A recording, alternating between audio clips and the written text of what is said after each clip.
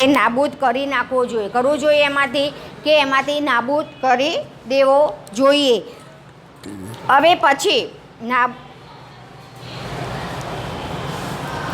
એમાંથી પછી આપણે નાબૂદ અને વન નાબૂદીના પરિણામો કે વન નાબૂદીના પરિણામો કયા કયા છે. હવે આપણે એનું પરિણામ શું મળે છે કે વન વિભાગમાંથી આપણે કાપી નાખતા હોઈએ છીએ તો આપણને શું ક્યાંથી મળતું જોવા મળે છે. તો બીજા નંબરમાં આપેલું છે કે વન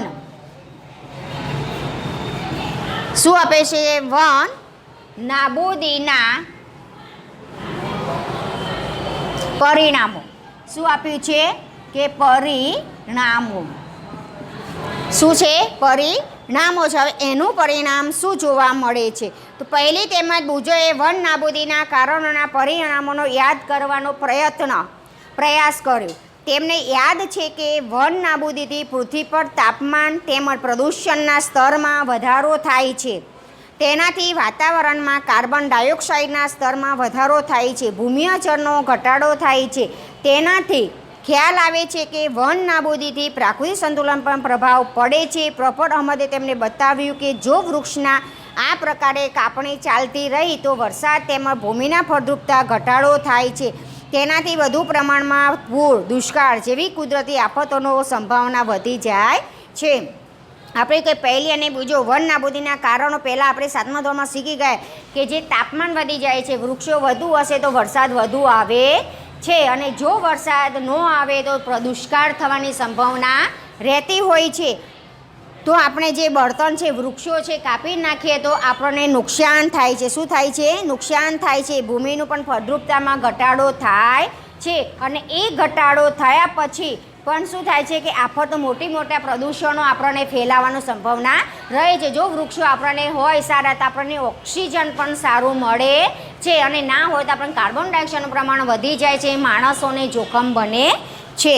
તો યાદ રાખો કે વનસ્પતિને પ્રકાશ સંશ્લેષણ માટે કાર્બન ડાયોક્સાઇડની જરૂરી હોય છે. ઓછા વૃક્ષોના અર્થ છે કે કાર્બન ડાયોક્સાઇડ ઉપયોગમાં ઘટાડો થવો, જેનાથી કે એમાં વાતાવરણના તેની માત્રા વધી જાય છે. કારણ કે કાર્બન ડાયોક્સાઇડ પૃથ્વી દ્વારા પરાવર્તિત ઉષ્મીય કિરણોને શોષી લે છે. એટલે કે માત્રાના વધારાના પરિણામે ગ્લોબલ વોર્મિંગ થાય છે.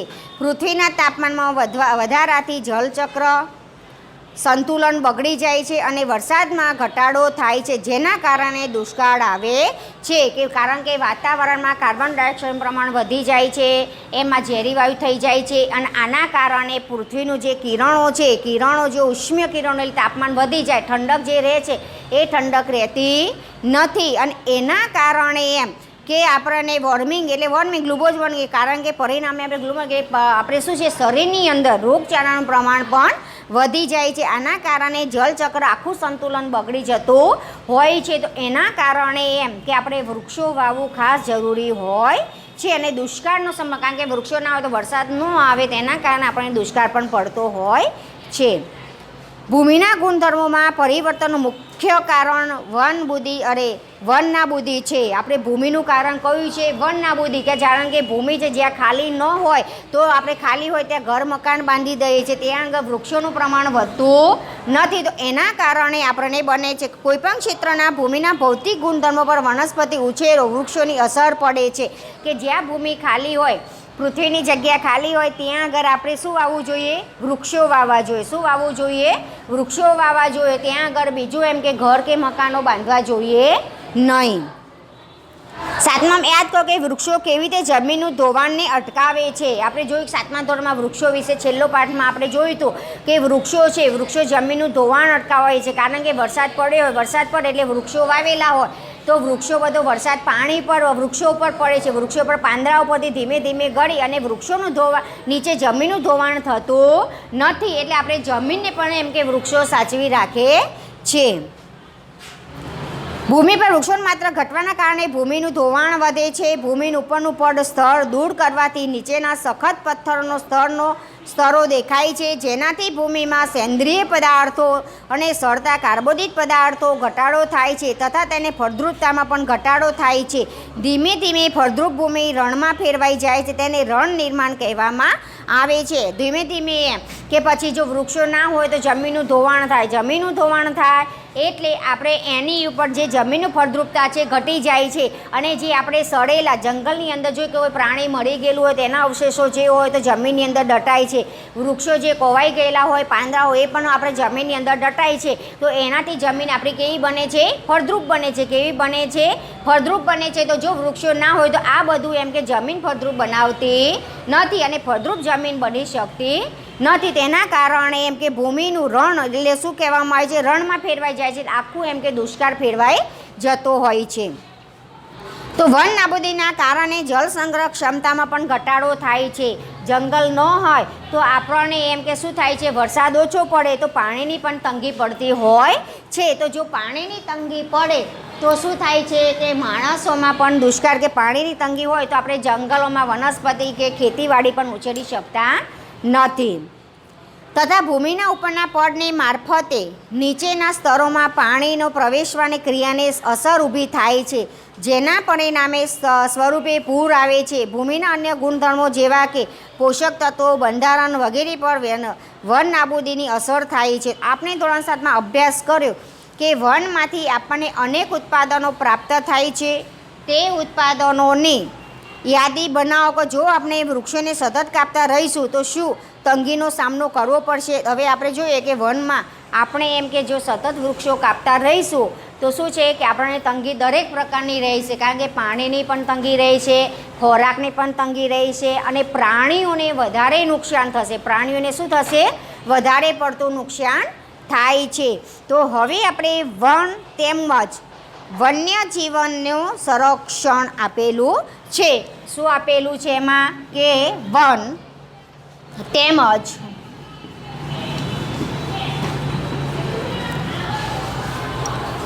વન્ય જીવનનું સંરક્ષણ. વન્ય જીવનનું સંરક્ષણ છે.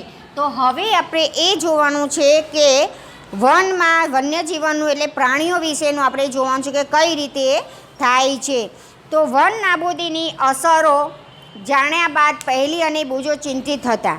પ્રોફેસર અહમદ પાસે ગયા. તેઓએ પૂછ્યું કે વન તેમજ વન્ય પ્રાણીઓ કેવી રીતે બચાવી શકાય. પછી અમર પ્રોફેસર પાસે જાય છે. આપણે જો કે પહેલી અને બુજો છે અને એવું કહે છે કે વનમાં આપણે વન વિભાગમાં જઈએ છીએ પણ ત્યાં આગળ એમ કે પ્રાણીઓનું જીવન છે એ કેવી રીતે પ્રાણીઓને આપણે બચાવી શકીએ, કઈ રીતે પ્રાણીઓનું જીવન શુદ્ધ બને કે એમ.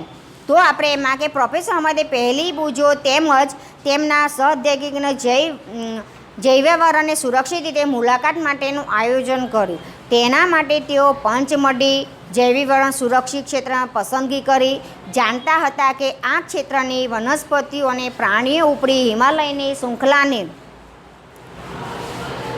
કે તેમજ નીચાણવાળા પશ્ચિમ ઘાટ વિસ્તારના પ્રાણીઓ અને વનસ્પતિઓને સમાન છે. તો પ્રોફેસર અહમદનો વિશ્વાસ હતો કે આ ક્ષેત્રને જૈવ વિવિધ આગવી છે. તેઓ વન કર્મચારીઓ માધવજી જૈવિક સંરક્ષણ ક્ષેત્રમાં વિદ્યાર્થીઓનું માર્ગ નિર્દેશન કરવાનો અનુરોધ કર્યો. તેઓને જણાવ્યું જૈવિક મમત ધરાવતા અને બચાવ આપણે રાષ્ટ્રીય પરંપરાનો એક ભાગ છે. અમરભાઈ મેં કીધું કે આપણે વનસ્પતિ વિશે એમને સમજાયું કે વનસ્પતિ છે જે જંગલો છે પ્રાણીઓ માટે સુરક્ષિત છે. પ્રાણીઓ માટે કેવું કહેવામાં આવે છે? સુરક્ષિત છે. જે હિમાલય જેવા પર્વતો છે એમાં જંગલો વૃક્ષો વધારે હોય છે, પર્વતો પણ ત્યાં હોય છે. એટલે પર્વતો હોય ત્યાં વૃક્ષો પણ કેવા હોય છે? વધારે હોય છે. તો ત્યાંનું એમ કે વન વિભાગ બહુ સરસ રીતે સંચાલક જળવાઈ રહે છે. પણ જે આપણા જેવા દેશોમાં છે કે એવું કહે છે કે વન વિભાગ જળવાઈ શકતું નથી. કારણ કે બધા કાપી નાખે છે. શું કરે છે? જંગલોને શું કરે છે? કાપી નાખતા હોય છે.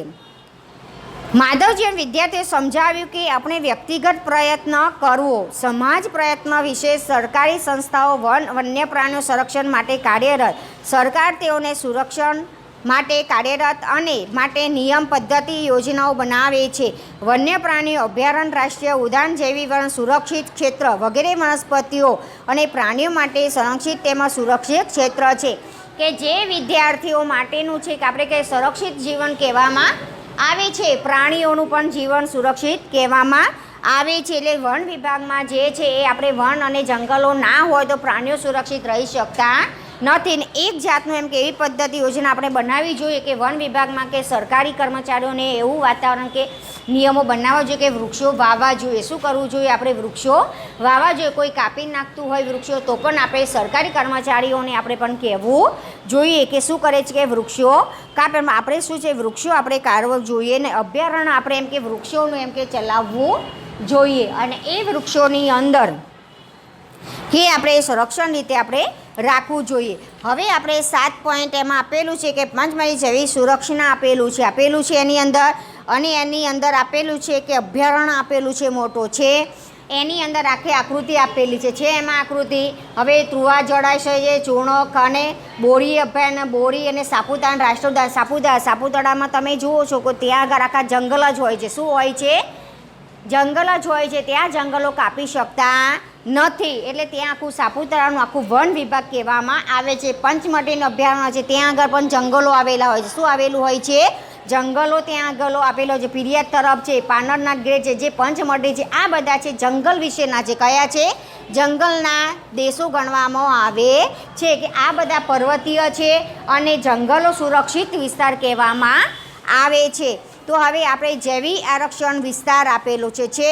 હવે એ છે આપણે એટલો જો એમાં એટલો પૂરો કરી દઈએ આપણે એમાં. અહમદ તેમજ માધવજીવન સાથે વિદ્યાર્થીઓ જૈવિક આરક્ષણ વિસ્તારમાં પ્રવેશ કર્યો.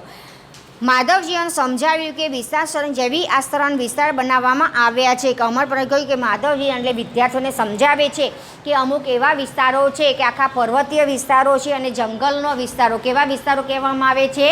જંગલીય વિસ્તારો છે કે જે આપણે કહ્યું કે સાપુતારા છે, પંચમઢી છે, એ બધા આખું વન વિભાગ છે, જંગલો છે, આખું એમ કે વૃક્ષોનું છવાયેલું હોય છે. જેમ કે જાણો છો એ જૈવિક વિવિધ એટલે કોઈપણ ક્ષેત્રમાં જોવા મળતી બધી વનસ્પતિઓ, પ્રાણીઓ, સૂક્ષ્મજીવો, વિભિન્ન પ્રજાતિઓ કોઈપણ ક્ષેત્રનો જૈવિક આરક્ષિત વિસ્તારને ક્ષેત્રની જૈવિક વિવિધતા તેમજ સંસ્કૃતિને જાળવી રાખવામાં સહાય હોય છે. કોઈપણ જૈવિક વાતાવરણ આરક્ષિત વિસ્તારમાં અંતર્ગત અન્ય સુરક્ષિત વિસ્તાર પણ હોઈ શકે છે. પંચમઢી જૈવિક વાતાવરણ આરક્ષિત વિસ્તારમાં સાપુતારા નામનું એક રાષ્ટ્ર ઉદ્યાન, બોરી તેમજ પંચમઢી નામના 2 વન્ય પ્રાણી અભયારણ્ય આવેલા છે. કે આપણે પંચમઢી છે, સાપુતારા છે, એ આખું જંગલ વિસ્તાર છે. એમાં પ્રાણીઓનું જીવન વધારે સુરક્ષિત હોય છે. પ્રાણીઓ વધારે શાંતિથી એમ કે જીવન ગાળવી શકે છે અને ત્યાં આગળ પોતાનું જીવન સરખી રીતે રાખે. એટલે ત્યાં કારણ કે ત્યાં શું આપેલું છે? આખો વન વિભાગ છે. શું આપેલો છે? આખો વન છે અને જંગલો આવેલા છે. તો હવે આટલાથી છે આગળનું આપણે આવતામાં ચલાવશું. બરાબર એમાં